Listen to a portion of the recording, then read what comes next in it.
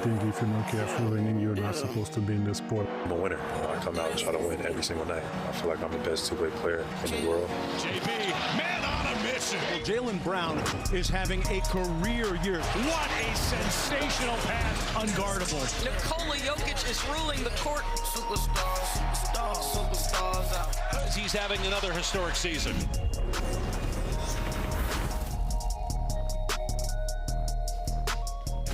Jaylen Brown, Nikola Jokic, they headline our nightcap between the Celtics and the Nuggets. It's right here on ESPN. But let's start with the Joker. He's averaging a triple-double for the second straight season, and he also leads the league in rebounds and assists per game. And for the Celtics, Jaylen Brown, he's putting up career numbers in scoring and rebounding and assists. He's also putting up big numbers on the road. He's averaging over 30 a night when he's away from the crib. And then both guys, they are firmly in the mix for the odds leaders to take home the MVP this season.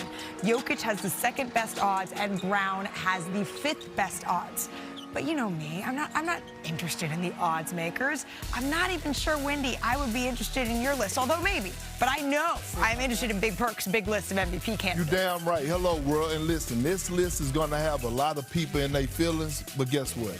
I don't give a damn because it's not your list, it's my list. And I feel strong about this list because these three guys that I'm about to list up here, they have stories behind them. All right, while they're let's up get cracking. here along with their production. Coming in at number 3, put it up there. Wemby. We thought that they were going to just be in the play-in tournament. Victor Wembanyama said, hold on, everybody, y'all keep a cool booty. We trying to go for that number 1 spot right now. Looking like legit title contenders. Yes, leading the league in block shots. Right now, averaging a double-double. Putting on the show, box office. This man has an old soul, and he got the Spurs ahead of time in a lot of people's eyes. Malik, I need your energy on number 2 right here, girl. Bam! Put it up there, damn it. K. Cunningham. Beautiful. I thought they was going to fall off like No Limit. No Schroeder, no Malik Beasley. K. Cunningham said, damn it, I got it. I'm going to show you what a 3-level score look like. I'm going to show you how to make guys around me better. I'm going to show you how to feed my big man to the point where I'm going to put him in the All-Star game because I'm that good at getting mine and making guys around me better. And coming in at number 1.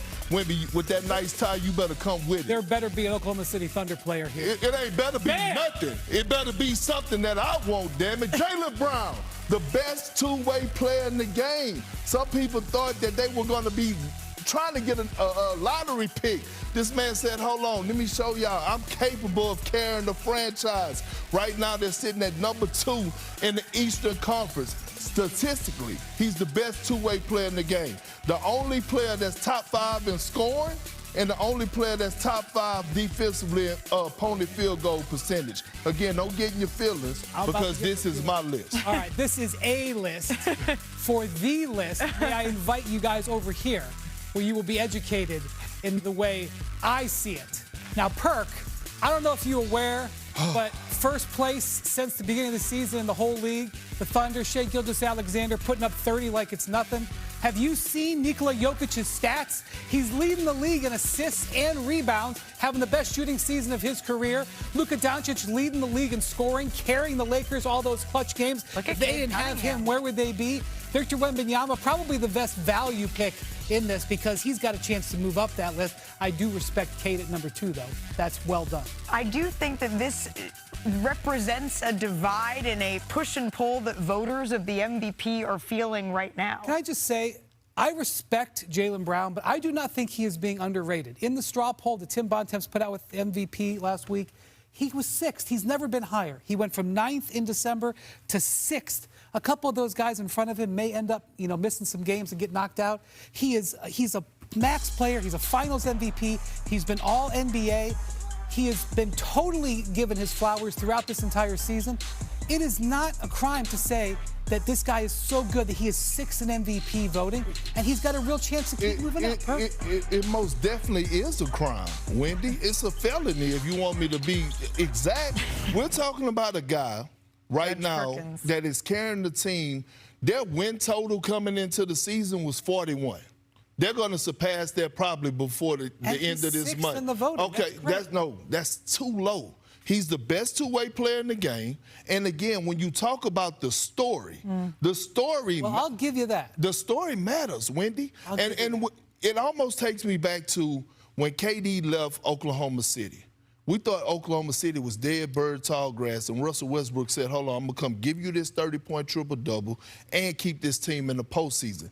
Jaylen Brown, with Tatum being out, has done that. And on top of that, he is the only player in all those candidates that is playing without another bona fide all-star on the side of him. Well, I will say that we're getting dangerously close. Nikola Jokic, if he misses 2 more games, he will not be eligible for the MVP. Shai Gilgeous-Alexander, the timeout is continuing to mount. And so we could be in a situation where we are looking in some ways at the best of the rest. Victor is right there, too. He misses two. So knocking on that door. He might get there. And by the way, if the Celtics, can get up there and get that number 2 seed, he may push the top. But look, let me add a little more spice to this gumbo. Put some hot sauce in the bag. All that.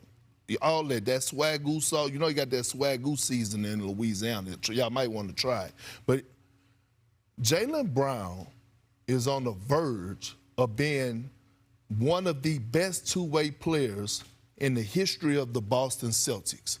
He has already leapfrogged so many guys. Conference Finals MVP, Finals MVP, NBA champion. He goes and get an NBA championship. It's Bird, Bill Russell, and we talking about Jaylen Brown at the number 3 spot. Garnett, I don't know if you remember, there's a ring in your. He don't have the accolades. KG doesn't have the hardware. I don't know. I get it, but Brown he don't have the accolades. Is going to be the MVP. Paul Pierce played some defense. I don't know if he's going to make an All-NBA I don't want to argue against Jaylen. He's awesome. I don't know if the Celtics are going to be in the conference finals. But I think one thing we can all agree on is that if Jason Tatum is able to return to the floor for the Boston Celtics, their ability to win another title as a team, that ceiling goes way up. So let's welcome in our senior NBA insider, Shams Charania, for a little bit more here. Look at that hair. Yeah, MVP hair right there for sure. Tatum, Shams, is going to be missing his 58th game of the season tonight. So what more can you tell us on his road to recovery, and then any potential return plans here? Malika, I'm told Jason Tatum is a full go in 5-on-5 scrimmages with the Celtics. And right now it's about him putting together a number of practices and scrimmages to build up his conditioning and increase the strength in both of his calves. And an essential element right now around Jason Tatum is the hurdle of being 100% mentally ready, 100% confidence in that right leg, because the common theme from people close to Jason Tatum has been him getting out there and returning to action is, quote, when JT feels like JT. And so the Celtics will take Jason Tatum's lead. He's in the driver's seat. He's going to be the one to make the decision. The team has not put any pressure on him. Think about it, guys. He's 9 months post Achilles surgery, and he's going full 5-on-5. Jason Tatum, throughout all of this for months, has just wanted to get us to this point in March where he's able to make a decision on whether he can play or not. Doctors, team officials, his side, and then Jason Tatum himself will get in a room eventually and then make a decision about whether he will be able to play or not this season. Yeah, just 9 months removed, and already he's back to full basketball scrimmages. That's pretty impressive here from Jason Tatum. Shams, thank you very much for that insight here. It's now time for Head to Head. It's brought to you by DraftKings Sportsbook. Perk, who scores more tonight, Jaylen Brown or Nikola Jokic? I'm going to go with Jaylen Brown. He rested last night to prepare for this moment in Denver. They're hot on a 3-game winning streak. He understands the assignment. He's going to have a 40-piece. How about more threes? Mr. Pritchard or Mr. Murray, Brian? The second night of a back-to-back in Denver is rough. Yeah. It's rough, especially for an Eastern team. I'm going with Jamal Murray. I don't want to say anything against Peyton Pritchard, though. Yeah, Peyton Pritchard's been on a tear, but these are Jamal Murray's nets. Sticking with threes, who hits more, Perk, Derek White, or Cam Johnson, who the Nuggets need to look like Cam Johnson if they want to get anywhere? Well, I guess you could call me a homer because I'm going with Derek White on this one. I feel like he is time. Derek White's from Denver, man. He knows that air. Yeah, he knows that air. He knows how to adjust. DraftKings has the most ways to bet on your favorite NBA stars. blue.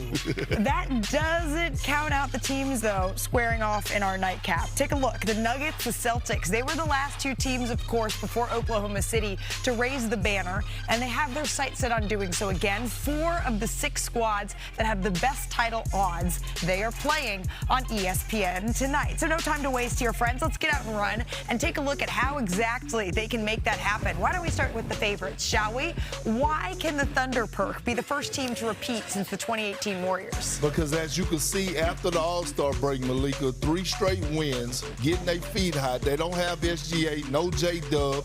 The guys been out of the rotation, but other guys step up because they have the championship experience, but they also have guys that are underrated for us being offensively being able to get buckets on their own. Yeah, it certainly seems like no matter who is in uniform, they're going to play hard. But the best odds to dethrone the champs, that belongs to the 3-time MVP, Nikola Jokic, the Nuggets. Wendy, why do you have mile-high expectations for Denver? This team earlier this season, before they had these injuries, they were absolutely rolling. I think they love their chances with this roster if it's healthy, because Nikola Jokic was having the best season of his career earlier this year.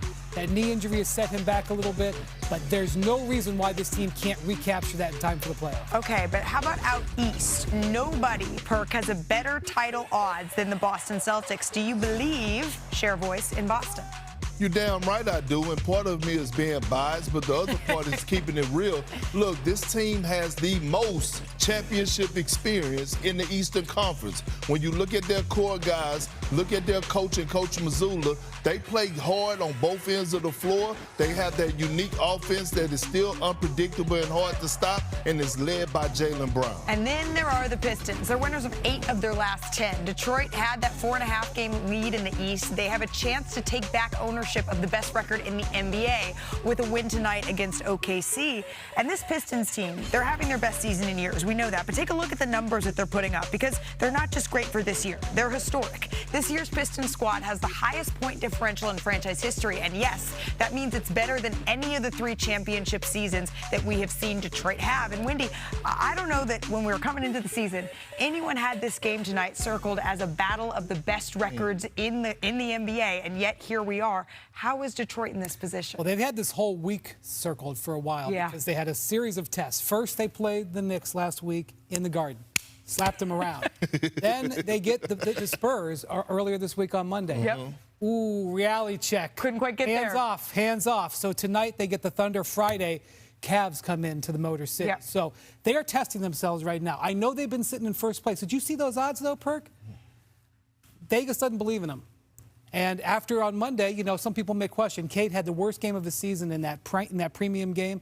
They're going to want to get back onto the winning ways, because one thing about Detroit, whoever they play, I know how they're going to play. I know they're going to defend. I know they're going to rebound, and they're going to give the ball to that dude right there and try to bring him home. Well, the great thing about it is that the San Antonio Spurs is not in the Eastern Conference. I still got the Detroit Pistons picked to win the Eastern Conference. Wait a minute, I just heard you talk all about the Celtics.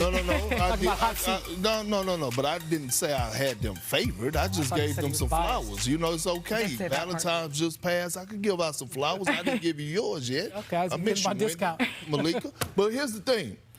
They got one of the best young leaders in the game, Cade Cunningham. And when I think about young leaders, I think about what is he doing to make guys around him better. It's so many games that I could count throughout the course of the season where Cade Cunningham has went out into the game, and I'm thinking, he's going to have 30 tonight. He finished with 16, but he'll finish with 13 assists or 11 assists. Right. He understands the assignment. The assignment is, I could go get mine, but in order for me to get to where we're trying to go, where I'm trying to go and get this team to the promised land, I need the others. That's the reason why him and Jalen Duren is one of the best pick-and-roll combos in the game today. Because Cade understands as a young guy, you don't see that often at this age. Well, I think about the Pistons, Malik. It reminds me of the Thunder a couple of years ago. I remember vividly Sam Presti, Thunder's president. They had this team that they were, they were contending maybe to do something. And I remember Presti said, we got to finish our breakfast. Park remembers was too. A way of saying, hey, let's let these young guys prove themselves. I don't think the Pistons are on breakfast, but they may only be on brunch. And that's what we were reminded of a little bit on Monday. They still got they didn't bring the requisite physicality and the focus they needed to on Monday. What are the hours of a brunch? Are we saying like 10 to 2 is a brunch, or can a brunch start? Okay. Last year the Thunder had their dinner and their desserts. They haven't made reservations yet in Detroit, so that's. But I know they think they have, but I'm not sure that they're ready for that. So y'all know what the SAT test is, right? Mm-hmm. What score did you get? Well, first of all, what was your score? So you could take it as many times as you need in order to pass. Right? I did not know that. I just did No, so I took it 3 times because I failed it the first 2 times. That's the way I look at it when I look at the Detroit Pistons and what happened with the San Antonio Spurs. There was a test, they failed. Now, all of a sudden, with Cade Cunningham, here comes another test. You're going to have those tests throughout the course of the season. Yeah. The thing is, are you going to go back to the film room? Are you going to go do your homework? I believe that they are. I believe he's going to show that tonight because they're playing the similar personnel when it comes to the big wings and big guards that are going to get up into you. So I'm interested to see the adjustments that they actually make to get Cade easier looks and, to get him It's going. a great showcase situation because they obviously have that game on Monday. Mm-hmm. It doesn't go the way they want. They get national television tonight. They get national television on Friday. They get to send the message. And by the way, it's also to themselves. I know that they look like and they play like they have a lot of belief in themselves. But when you're doing it for the first time, Perk, you know how it goes. You got to prove it to yourself. Well, I'm going to tell you this real quick. When you get 3 back-to-back national televised games, that means you arrived. Yeah, and it happens when you're the best story in the NBA.